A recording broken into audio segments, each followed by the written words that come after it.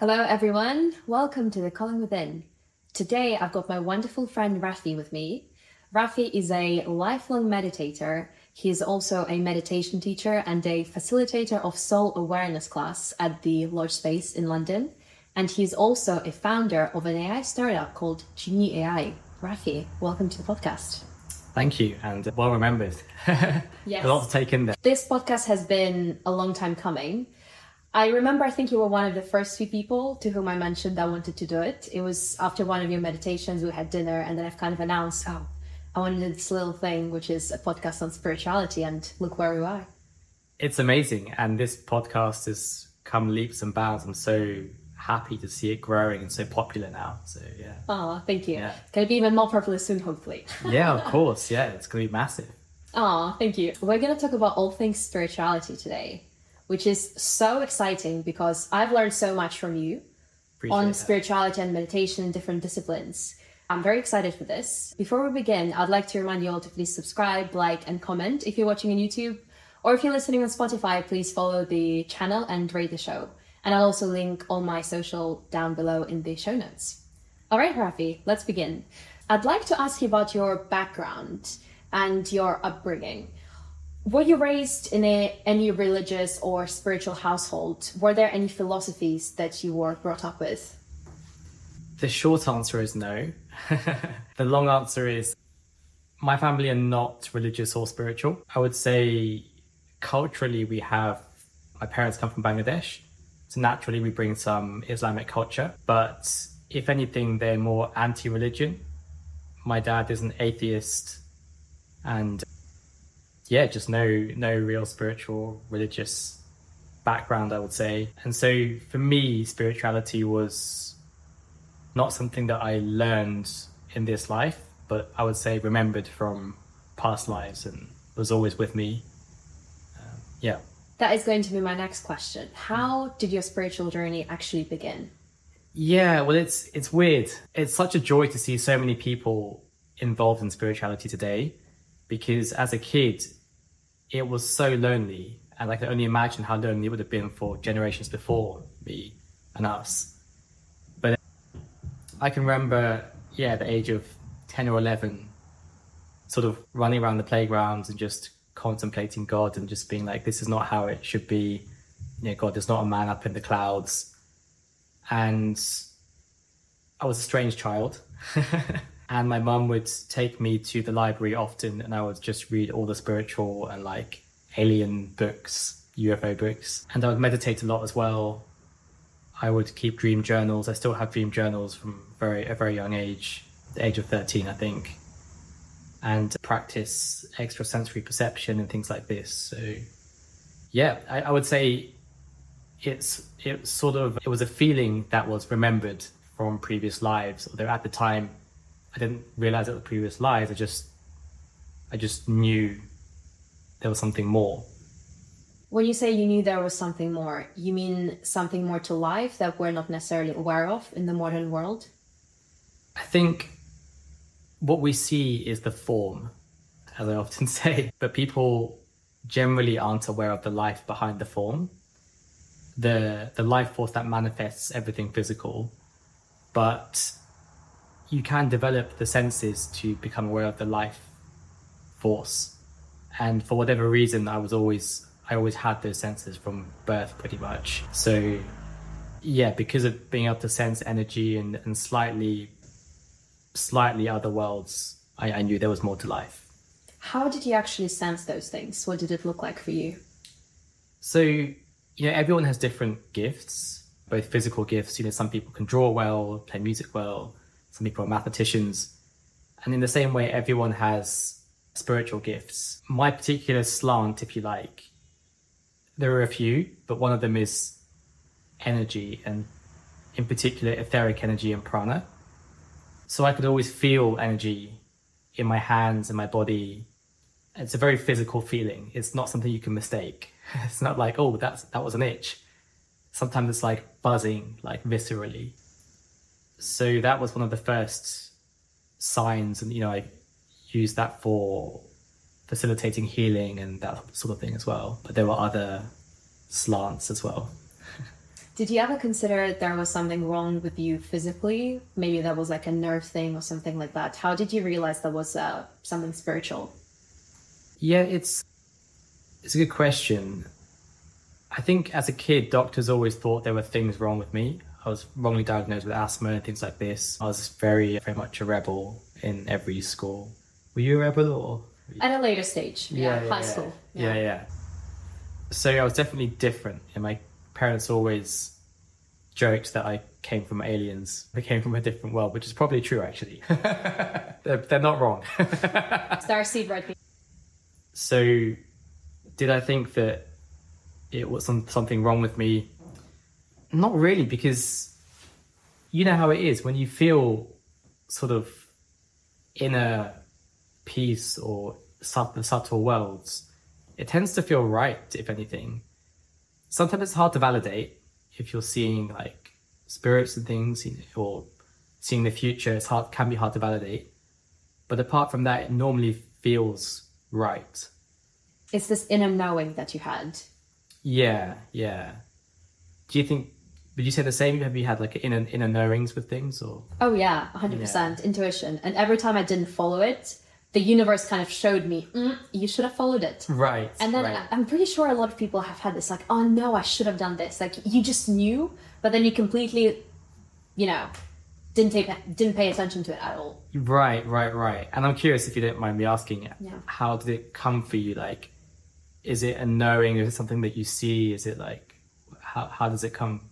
Normally it's kind of a thought. Yeah. And sometimes that would be a random thought. Yeah. And I didn't know where it would come from. Like, I'm not going to go into too much detail right now, but for example, with books, like I'm being guided to read a lot of books. Yes. Yeah, I would kind of see a book and for some reason the title would stick with me. I don't know why. Yeah. And then there would be other sign manifesting. Why suddenly about this book? Who knows? Yes. Yeah, I also get drawn to books. Books are our teachers, right?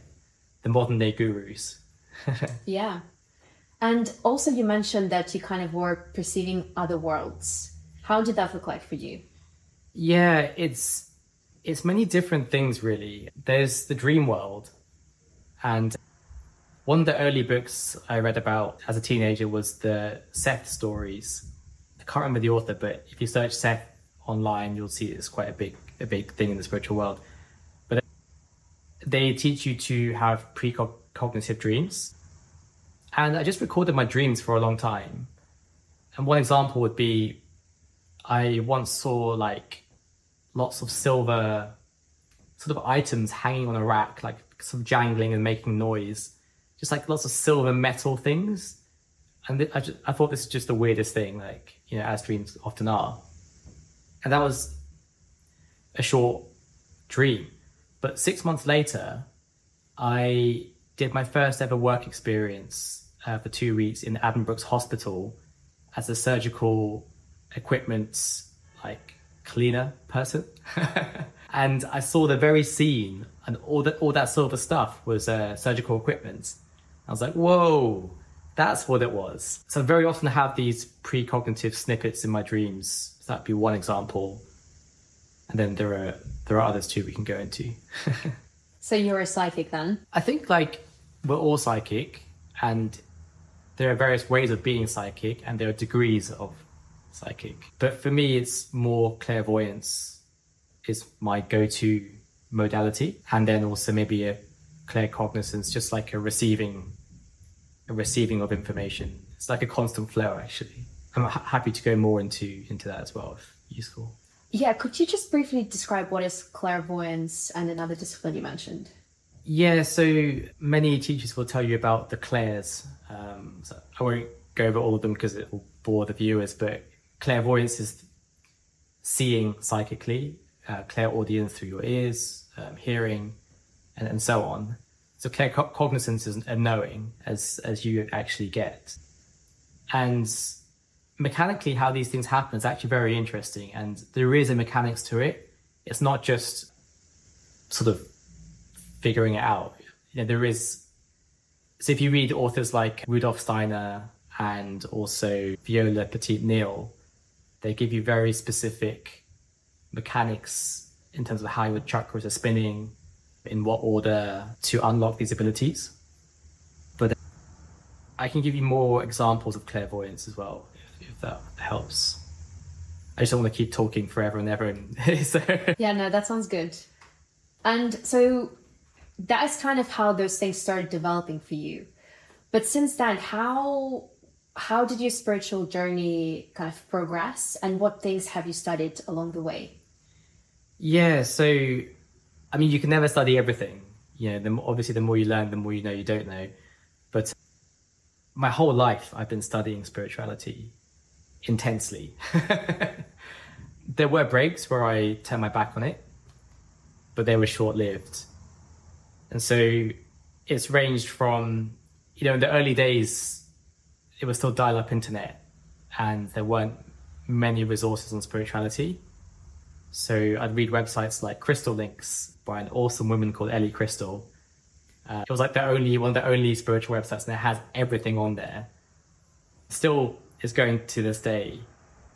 And I also ran a community called the Empath Community online and on Facebook, which still has like 20,000 members on it, I think, but I'm not very active on it anymore. Yeah, just like everything, whether it's astral projection, extrasensory perception, aliens, I was into it all basically. But the important thing is to find empirical evidence for these things for yourself and learn rigorously and not just accept whatever you read, basically. How do you look for this empirical evidence? Because I know, for example, in yoga, what they say is you're not kind of accepting this as a teaching or as a religion, you practice. That's why, you know, a lot of people refer to it as yoga practice. So you practice and you see what this works for yourself. Is this kind of something similar you recommend, for example, with astral projection? You can learn about it, but would you recommend people to try it to kind of accept that it's a thing? Yeah, so we often talk about the difference between the Oriental method and the Occidental method. The Occident being nowadays what's called the West. But the Occidental method is know in order to do. So they need scientific evidence before I'm going to even invest in meditating, for example. Or they need to know what vitamins and minerals down to the percentage points are in this food before I eat it. Whereas the Oriental method is do in order to know. So let me go within, let me experience, let me try it. And then I will discover, is it good or bad, and so on. And if I may mention something about science as well, modern day science is the science of the mutually observable. What do I mean by that? It only deals with things that can be observed by multiple people and measured by physical. So thoughts and dreams are not really studied very well by science. But what's observable and measurable physically only accounts for less than 1% of the universe. So we're missing out on 99% of the universe if we stick only to the scientific method. So I'd say we need the scientific method, but science is not empirical, right? Because empirical is data, is evidence, and you can get that through meditation, but it's not scientific. So I'd say science is not empirical. That would be my message on science. And let's be empirical in spirituality. That's very interesting, and I very much embrace this. I think it's important to be empirical, as you say. It's important to practice, not just accept any dogmas or any beliefs or anything like this. And even with science, I feel like science just ignores certain anecdotes. How many people have reported, for example, astral projection? I think they did try and do some experiments, but science just tends to, I think, ridicule certain things without like properly knowing whether this is legit or not. Even if it doesn't sound legit now, who says it can't be true? We literally are in such an early stage of our evolution and of exploration of this universe. Like, I think we need to have more than just accept. We just don't know. Like, yeah. We're figuring things out still. Science hasn't caught up with a lot of things still. I mean, science is in its infancy, right? It's a baby. I mean, we thought the Earth was flat, like, 1,000 years ago or something? I don't know, but yeah. Yeah, I was watching a video of Nobel Prize winners around a table, and one was explaining that when I published my theory, no one believed it. When they replicated it in one lab, still no one believed it. Everyone thought it was nonsense. when they replicated it across hundreds of labs, for the first time, people started to think it could have some merit. And so that's a physics Nobel Prize winner. If they struggle to get their theories accepted, then, spirituality, I'm not sure, like orthodox science is the path for spirituality, but not to say we shouldn't be rigorous in our learning. Yeah, I agree. I'm actually looking forward to the future because I do believe there's sort of one universal way of describing spirituality. Like, I do think we can make, not like a science out of it, but, like we can describe it in sort of somewhat scientific terms without kind of using the philosophical language. And we can try to find one language as opposed to now, there's so many different terms from different religions, possibly talking about the same thing. So I'm looking forward to that future coming, but it's probably, a long way till then, which is okay, but yeah.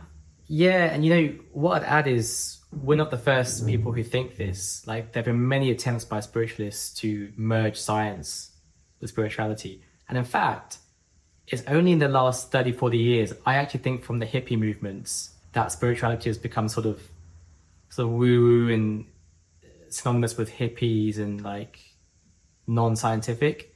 But in the past, it was actually very scientific. And many of the books were written by people at universities like Cambridge University, at top hospitals, conducting medical research. And it was quite experimental and empirical.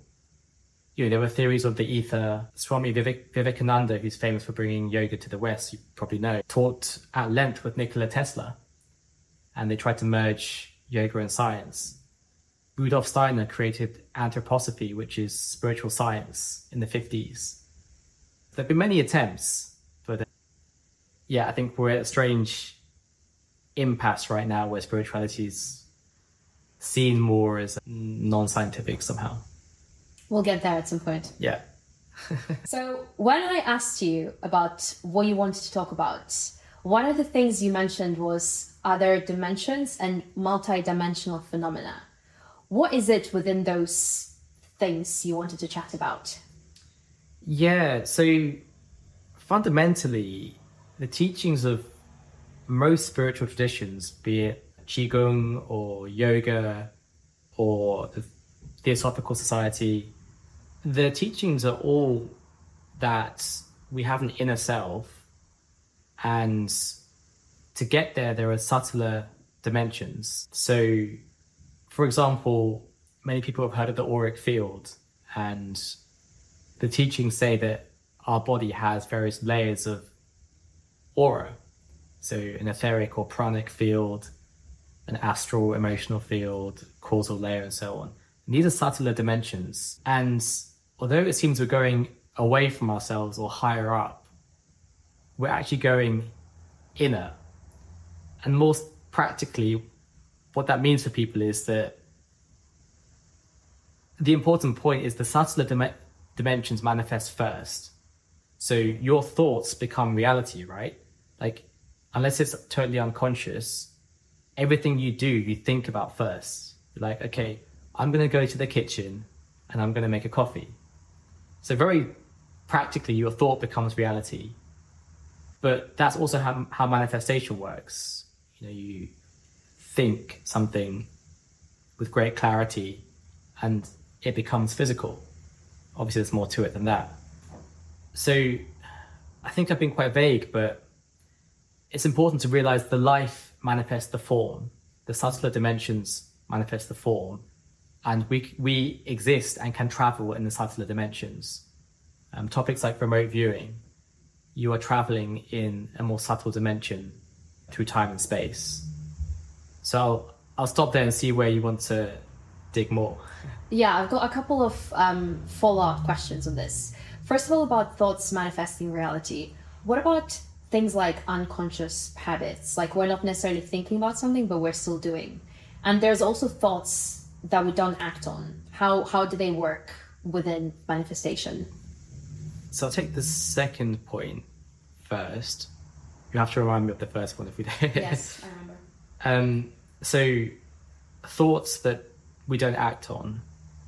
Now, people think that their thoughts are just like ephemeral and just disappear and no one can see them. But In yoga, the teaching is the thoughts. They call it the chitta, which is Sanskrit for the mind stuff. And the chitta, physical in yoga, is like a part of the physical universe.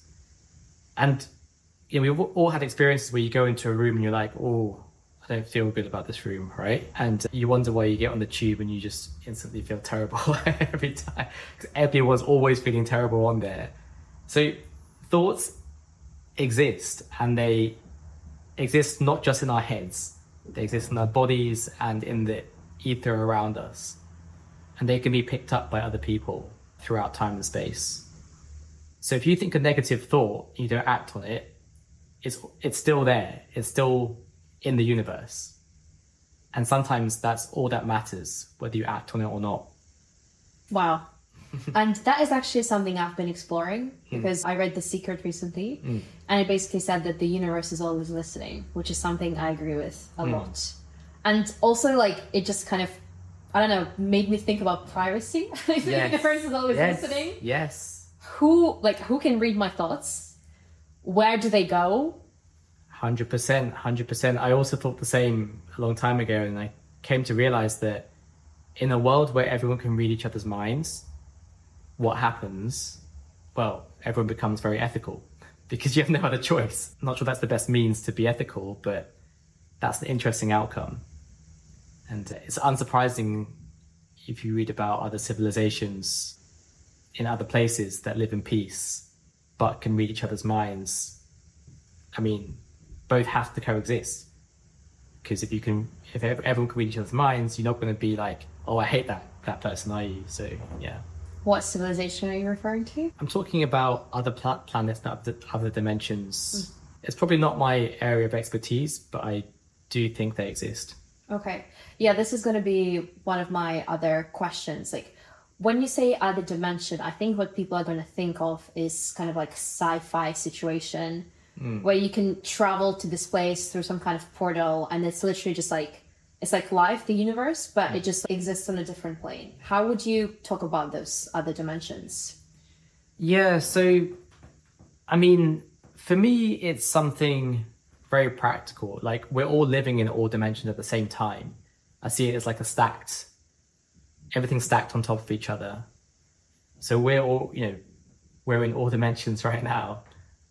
And when I look at you, I don't actually look at you physically. I'm looking at you, your inner self, right? And I'm looking through the temple of my body. There's not much of a temple, but I'm looking through my vehicle. Who's looking through my vehicle? That me is not in the physical dimension. It's in a subtler dimension, more inner dimension. So for me, it's like very practical. Yes, in your dreams, it's much more out there because you can astral project, astral travel in the astral dimension and go and see places across the world physically, and you can see other worlds, and you can travel back in time, forwards in time. And you can do that not in the astral dimension, you can also, in meditation, you can see the future and the past. So what's happening, these are subtler dimensions. You're not just traversing the physical because you're not bound by the laws of the physical. So many questions here. Yeah. So first of all, where do those teachings on different dimensions come from? There would be some interaction of, those kind of ideas between different philosophies. I'm certain it's something to do with yogic philosophies, like in Kriya Yoga. People talk about astral body, causal body, but like if people want to read more on that, where should they go? Yeah, do you know what? I actually think Matthias De Stefano's material is really good on other dimensions. In fact, he's giving a talk in London on that specific topic in a few months. So I'd recommend that. In terms of older knowledge, I sort of bridge this knowledge from many different disciplines because yoga talks about the structure of the self and the universe in terms of Brahman, Atman. It talks about the layers of the self, but it doesn't necessarily talk about universal dimensions. So I think the best way to learn it is to actually experience it. And so if you've lucid dreamt or astral traveled, that's a really good way. And then meditating, remote viewing. Remote viewing is actually a really good one for this, because you can transport your mind vehicle to other parts of the world, and it's evidential. Because if someone gives you a set of coordinates, you have no idea what they mean. But if you draw a picture that someone then shows you that this was the picture behind them, then there's no doubting that you've received extrasensory information. And that can't be 3D, because that breaks the laws of 3D. So that's another dimension. Do you agree with Matthias that there are 9? I think that's how many he believes in. I don't know.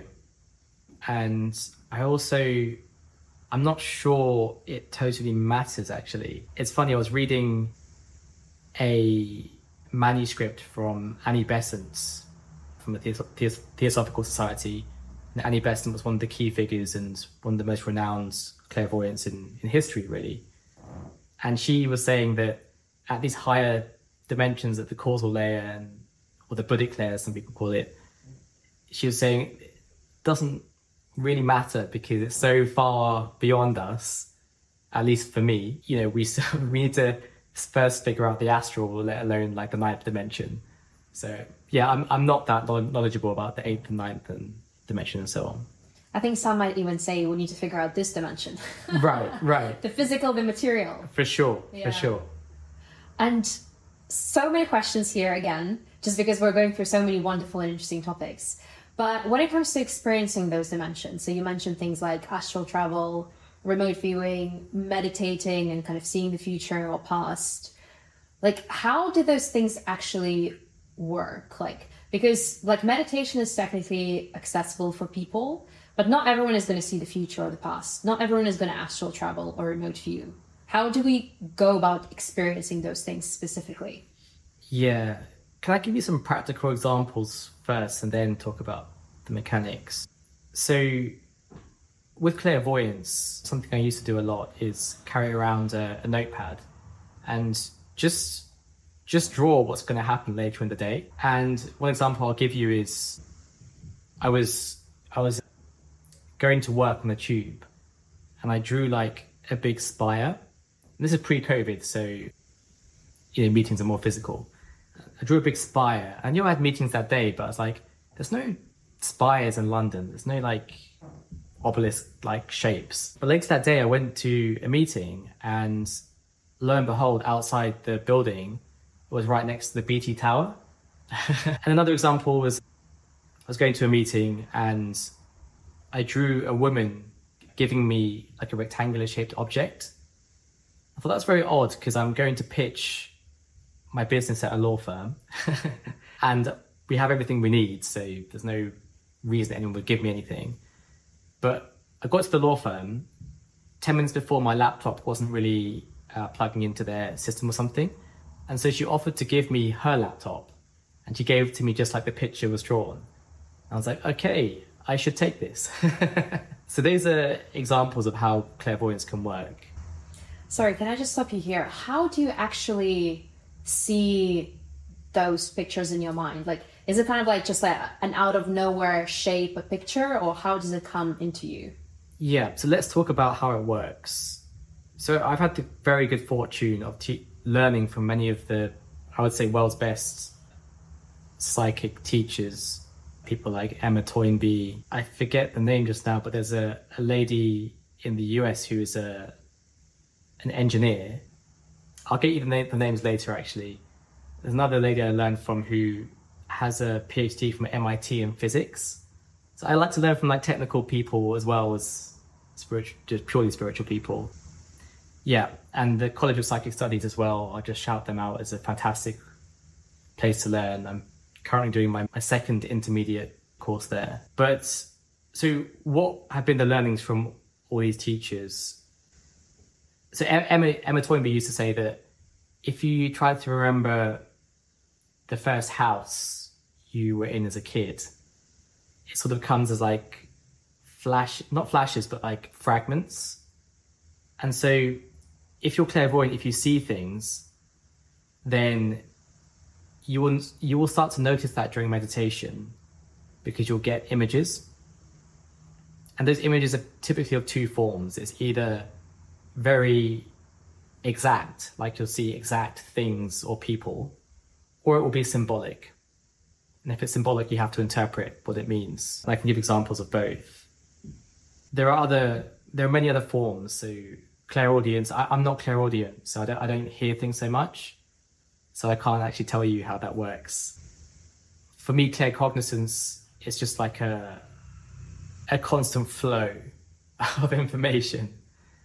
And it's not from me, but what you can do is hold a problem in your mind, meditate on it, don't think about it. Just hold the problem in your mind and set the intention of solutions, and the solutions will reveal themselves and be downloaded into your mind. So yeah, I haven't been like very structured in that answer. There's so much to say. So wow, that makes total sense to me, especially meditating on the problem. I've done it so many times, and I think the first time I heard about this was from Jordan Peterson. I don't know if you know him. I think so. He's a psychologist. He's not really spiritual. So I know he's done psychedelics, so this is something he explored, but he's, I think, religious and more towards kind of like Christianity and Bible. And he said the way to know God is to ask. Like you just go within and you ask, and then somehow the answer comes to you. Yes. And that happened to me so many times, really weirdly, and I wouldn't know why. And I've also had situations during meditation where I would ask for a sign. And I would normally say, I need the sign, but I need it to be like unmissable. Because sometimes I have the sign, but I don't believe that's a sign. I'm like, oh, it's just this random noise. Like, you can have it anytime. It doesn't mean it's related to me. And I remember this specific moment when I was meditating and I've asked for the sign and I had suddenly like a muscle twitch, which was just an unmissable sign. I was like, whoa, this is really weird. And I've had messages, I guess this is more like how would you say Cognizance? Yeah, claircognizance. So I totally relate to this, and I would probably recommend everybody try and do this because it's weird, but it works. It works. And there's also clairsentience, so if you feel something. So when my spirit guides talk to me, I get that pins and needles rush. A lot of people get that. That can actually be spirits letting themselves know, letting you know that they're here. Wow. By the way, just remember, it was Dr. Lauren Cielo, who's the engineer who teaches clairvoyance. You can find her in the US. Wow, I'll have a look. Yeah. And I guess to bring us back to the conversation about dimensions. So you mentioned other planets, and I guess possibly different beings or populations living on those planets. What is your view, and like what have you learned about the populations of those worlds? Yeah. So I have to say, my sort of expertise, if you like, is in the psychic and healing domains, like energy domains. The domain of populations of aliens in other dimensions, I absolutely do think exists. It's not my expertise, but what I would say to people is, I think lucid dreaming is now accepted by science, as far as I know. And given that, astral projection is like pretty much the same thing. There's some slight differences in how you enter it. But given that, it is the case you can lucid dream and go to other places and other worlds and see other populations. And there's a myriad of stories like that. So given that, are they all false? And especially if multiple people can corroborate the same thing, then yeah, I would say it's certainly worth exploring at the least. So you're saying there are multiple people that lucid dreamt specifically and went and saw very similar things? Yeah.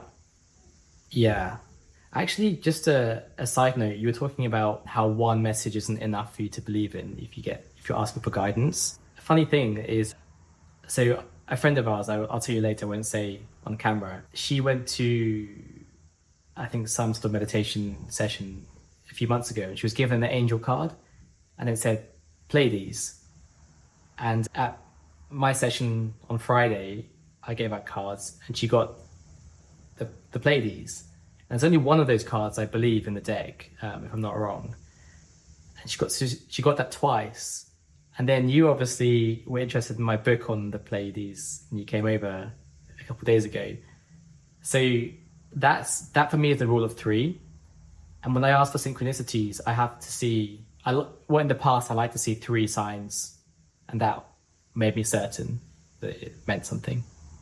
Wow, I've had multiple 3-sign situations. Yeah. Actually, recently with the book, The Upanishads. Yeah. Because for some reason, like, Upanishads just like became like quite prevalent in my head. Yeah. I don't know why, because I've had so many books that I want to read, but recently I was like, oh, Upanishads. I don't know where this came from. Yeah. And then I wanted to get this specific translation of the book. Yeah. But a couple of people recommended me a different translation. So I was like, kind of like, oh, which translation should I get? Like another person said the other one was better. But I always knew which one I wanted to get, but I was doubting this. And then I went to a class the other day at a yoga studio, and there was the Upanishads book by the translation that I wanted to get. Right. So I was like, let's see. Maybe I was like, okay, maybe this is cheaper on Amazon. I'm going to go on Amazon and see, should I get this book? And it was sold out. Right. So that was like a third sign. Okay, first something appeared in my mind. Yeah. Then I saw the book on the shelf, and then it was sold out on Amazon. So it was like, it was all signs pointing to me getting the book. Right. And then I got the book. I was like, wow, this is so interesting. Like the universe wants me to read the Upanishads now. Yes, that's how it works. I love it because you have the same thing as me with books. Like we get pushed towards certain books at certain times. That's when people recommend me books. I'm either just like, there's no point because the universe will tell me what to read, or it's like they are part of the universe recommending what to read. And I don't know if that's the case with you, but with me, it always tells me what I need to know in the moment. Yes. So there would be literally so many examples, like on the day I would be contemplating a question. Then I would go to the book and it would just give me an answer. 100%. Often you just open the book and you get the answer right there on that page. Yeah. Yeah. It's funny how the universe speaks to us. Yeah. Honestly, like, not everyone has the benefit of having physical gurus and teachers. So for me, books have been my gurus, literally. And it's interesting, the path of initiation in ancient Egypt used to happen in the Sphinx. But now, in my view, and if you read Elizabeth Hike, it happens just in the ether, physically. Not sure if that makes sense, but it can happen anywhere, I'll put it that way. Initiation into what? Yeah, so I would say like in ancient Egypt, the concept of initiation was the same. It's sort of the same idea as samadhi in yoga. It's sort of the path of going towards enlightenment. So yeah, they had the pyramids and the Sphinx, and people would train for many years with the priests in the pyramids. And I believe they actually did yoga there as well. I sort of even have, I believe, memories of doing yoga outside the pyramids, which is such a peaceful feeling. And they would develop their abilities and perception, and then the Sphinx was as many people have written, was a place where you would lie down and, after eating a very specific diet, very little, only roots and things, go into a sleep, and if you survive that, you come out in a sort of samadhi, and if you don't, people would pass away, would leave their bodies. And you see these sort of almost like burial-like chamber initiation sort of spaces in many places in the world, in old ancient sites. So it was quite a common thing, I think. We've touched on gurus a little bit, and you've mentioned spirit guides.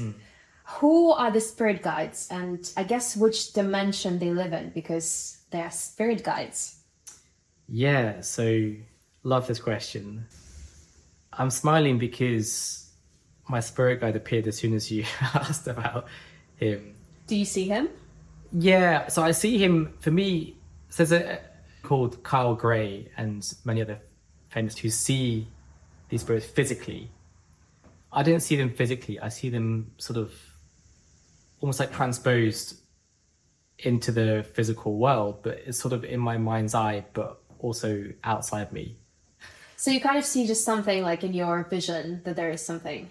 Yes, yeah. So you're saying there's your spirit guide in here in my room right now? Yeah. Okay, hi. Yeah. Okay. Yeah. How does he look like, or she?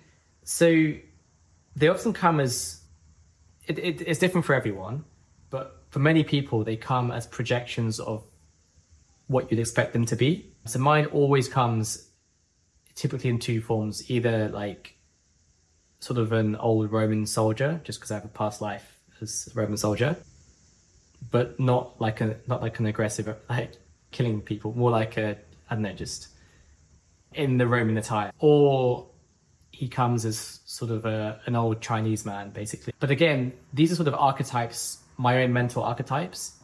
And I know that he doesn't necessarily have these forms. It's just the easiest way for me to access his soul. So I'm really accessing his soul, his life. The form is not so important, actually. By the way, I've just felt a change in energy when you started describing a Roman soldier. I don't know why, but it's just like very interesting change in energy. Don't know what that means, but could be something to do with your spirit guide. Yeah. No, he always, the way he comes to me, he always puts his hands on my shoulders, and often I feel that physically. But yeah, he's always laughing as well, because we always take the piss out of each other as well. How do you communicate with your spirit guide, and how does this communication look like? So in the past, I'll go into meditation, and meditation is a tool to use for a purpose. People forget, they think meditation is the end. Sometimes it's the end, but most of the time it's a means to an end. So what are you using it for, right? In this case, we're using it to speak to our spirit guides. So for me, I have meditation that takes me down the path and takes me up some stairs, and I have a sort of Greek marble like platform, and there I sit, and then my spirit guide joins me, and then we have a conversation. And on days where I'm not very clear, the conversation is just my mind projecting things to me.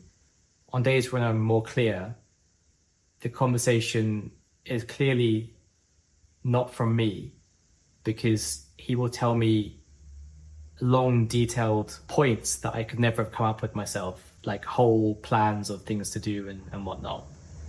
Not always, but yeah. And in terms of how you hear this is just all in your meditation. So you see a visual, and you also hear it in your mind. You don't hear anything like externally. Yeah, I don't physically hear it. Like I say, I'm not such a clairaudient person, but I sort of like... So someone once described in the astral projection, balls of thoughts being sent, and you sort of absorb these balls of thought. It's like that with me as well. I sort of get thought forms. Sometimes it's telepathic in my meditation as well. It's hard to explain. So I don't hear it as such. It's sort of like spoken to me telepathically, let's say. Telepathy is another interesting one, like eye reading and things. So yeah. Okay, let's stay on the spirit guides for a while. So I have seen, I think, my spirit guide or guides in my meditation. For some reason, I always have more than one. I don't know what that means, and I always see them in different forms. But again, I always question whether this is a fantasy, a mind's projection, or whatever. But how do you know like spirit guides are a thing? Because I know you mentioned you see one, and there are sort of recalls of people in hypnosis talking about spirit guides, and I personally believe in spirit guides. But how do you like justify this concept to yourself? How do you know this is actually a spirit guide, not some kind of spirit, not some kind of person projecting themselves on you? Like, how do you actually know? Yeah, I think you build the trust over time through empirical means to bring that idea back. And so, yeah, if they give you like long specific concepts and ideas that you would never come up with yourself, that's like a sign.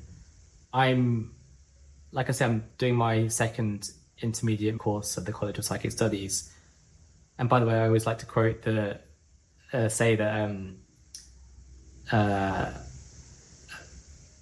so I can forget the writer of Sherlock Holmes, if you happen to... Arthur Conan Doyle. So Arthur Conan Doyle was one of the presidents of the college, and it's been going for 100 years, so it's a great institution. But so there, in our classes, there will be like... First of all, it's sort of brutal in a way, because it's just like, right, they'll do meditation, it's like, right, start reading for her or him. And now it's all via Zoom as well. And often you have to just start reading them in front of the whole class as well. So it's just like straight to the point. And it's like, you need to get very specific details, like names, dates, specific facts that are like unfalsifiable.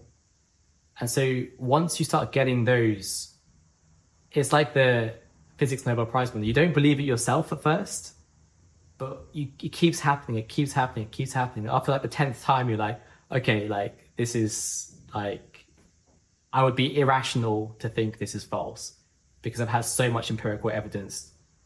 Like in our last session, I was getting like the surname of the person, like the Johnson, the word Johnson & Johnson, the company, came to me, and I was like, does Johnson mean anything to you? I was like, expecting her to be like, no way.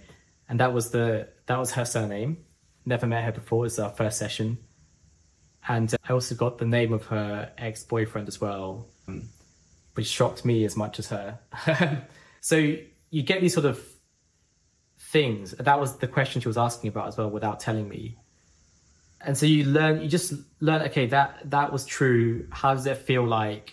Okay, my spirit guide feels like that as well. So you learn to piece together what they feel like, and then you stop needing the crutches of meditation, and then you can feel them day to day more and more.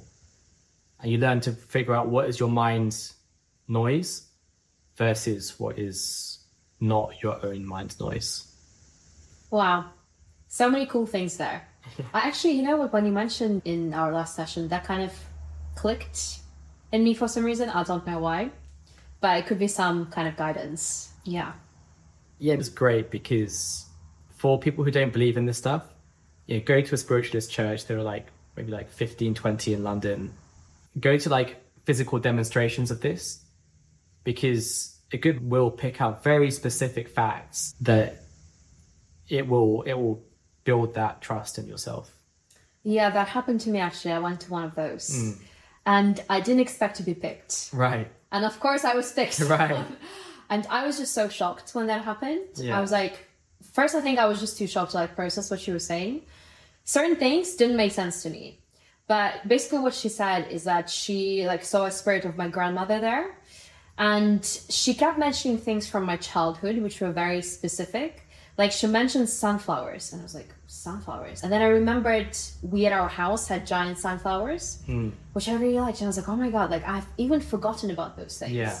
I can't remember what else she said, but it was very, very, weird and specific. It almost felt like I was reliving the situations from my childhood. Yeah. It's like, what the hell just happened? It took me some time to recover. Yeah. And actually in my meditations a couple of days before, for some reason, I started thinking of my grandmother. I don't know why. And then this happened. So it's all connected somehow. It connected, yeah. Yeah. Yeah, it sounds like a good psychic. And the psychic channel or modality is different as well. So there's many ways, and they operate through different chakras and so on. So yeah. What's the difference between a psychic and a medium? Yeah. Medium is about perceiving beings without a body, as Dr. Lawrence Yellow would call them. So essentially spirits, whether they're dead people or, other entities from other worlds. Like spirit guides? Spirit guides. So this is back to the other dimension, the subtler dimensions, because they're not physical. Whereas psychic is using your using your faculties, shall we say, because you also have etheric and astral chakras as well. So using your faculties to perceive any kind of information. So, yeah, that wasn't very clear, was it? I think that somewhat makes sense. Yeah, I would maybe add to that, like most, for example, Anthony Keesmith is my current teacher. So I hope he doesn't mind me saying this, but he and many would have the spirit go into their body and feel them that way. That's quite a typical way of doing. Edgar Cayce, if you know of him, definitely the listeners should check out Edgar Cayce. He's like amazing psychic, I think in the 30s, I could be wrong on that, but just wrote so much material about all his patients and everything. There's like so much material, so there's a lot of evidence of his work. Anyway, so yeah, it's like about perceiving spirits and their entities, whereas psychic tends to be used for other things. That's the clairvoyance, the clairaudience, and so on. I'm much better at the psychic stuff, and I have friends who are much better at stuff, for example. So that's what I'm trying to improve by right now. Wow. So I'm curious, where do spirit guides live? In which dimension? Yeah. So the dimensions, like different theories and traditions talk about it in different ways. And in one sense, everything is oneness anyway, right? Everything blends to each other. So I don't think it matters so much to say like, okay, this is dimension 1.5, this is like dimension 3. But practically, clearly, we don't see them in the 3D world. So if you have to put a name on it, for me, it's something like the astral world. But it's the same place that when we die, we float into. And that place is superimposed upon the physical world. Like, there are people who can see this physically, not me. But you have to understand that things exist in those subtler dimensions first. It's like thoughts, emotions, ideas, energy. It all exists in these subtle dimensions and then it manifests. That's why you have to be really careful about what you think, what you feel. And when you think in these terms, you stop looking at people's physical bodies as much, and you start peering into their soul. And then you start to judge people differently. Yeah, using the word judge carefully, but yeah. I've recently been practicing this because, as I said, I'm now aware that the universe is listening to every single thought, so I'm a bit more mindful. Yes, yes. And for me, like as somebody who is, I guess I'm just a bit more aware than an average person just because of the meditation and the yoga that I've done. You know, I'm not claiming to be super aware or enlightened or anything. But for me, the worst thing about it is being aware and not doing anything about it. Because for a person that's not aware, they just don't know. Like if you're feeling very bad, negative, stress, you might not be even aware this is happening. For me, if I'm aware of this, this is making me feel even worse. Yes. So I actually have to do something about it because it's just driving me crazy. It's like, you know, like when you have something in front of your eyes and like it just like really distorts your vision. It's super annoying. This is how it feels like. I have to do something about it. Now I'm aware about this. So I might as well. But that's beautiful because you're using the mechanism of the body, because what you got there is like emotion. And one of the biggest or saddest things about humanity today is we don't understand emotion. And emotion is so important and powerful. And the right use or a good use for emotion is if you have a thought, you fire it up with emotion, and then that creates action like hell. Right? You're super motivated to do that thing. You know, an inspirational speaker inspires the audience to go and march or whatever. So that's a great use of emotion. And so actually you're firing up your body to act. Yeah, clearly. And also just to add to that, like some of the resources that I found helpful about combining thought and emotion was Joe Dispenza, because that is actually a tool for manifestation. So if you think about something that you want in the future, you also need to feel the emotion that you would feel if you're in that state. So if you want to be wealthy, imagine yourself being wealthy, but feel how you would feel to be wealthy. Feel yourself on a yacht or whatever that is you want. And the other thing that I found interesting about emotion was from Abraham Hicks. I don't know if you know. No, I don't know. This is from the book called Ask and It's Given. I can show it to you. It's basically it's a couple, and the wife from the couple, she's channeling her spirit guides, whose name is Abraham, and he's teaching them about manifestation. And he's basically saying that emotions are your guidance in life. So how do you know if you're on the right track? Literally by how good you feel. What are the emotions that are coming up? It sounds so simple, but it's so true. It sounds so simple, but it's so hard, isn't it? Yeah, it's like, especially the Occidental world, the Western world, we're very in our heads. And in fact, intelligence, IQ, is celebrated as the, you know, one path towards, that's the main thing or something. But no one talks about how good are you at feeling. And actually, you know, a famous yogi says most illnesses in the world are by overeating or overthinking. Guilty. Me too. At least with the thinking, I could struggle with under-eating, if anything. But yeah, just dropping into our heart space, that like just solves most things. Yeah. Which is why I love kirtan as well. So yeah. Kirtan is lovely. I was listening to it today a lot, actually, so it's funny you mention it. Yeah. Yeah. It's just so good. Yeah. I've discovered Krishna Das because somebody recommended him to me. God, but listening non-stop, just so beautiful. I was playing him yesterday non-stop, right? Yes, I think that's why somebody mentioned him. Yeah. It's so good. He has that channel. And my kirtan teacher, Nikki Slade, she's also a channel. This is another form of like extrasensory. By the way, when I say psychic or extrasensory perception, what I really want to say is full sensory perception, which is what Shafika Karagula and Dora Kunz call it. I'm just name dropping so people can Google these names later. But full sensory perception, this is the best term because psychic sounds like out there, extra sounds extra, but actually we have these abilities. We're just halfway, or like 10%. We only use whatever percentage of our brains. So let's get to full sensory perception, which is all these like other abilities.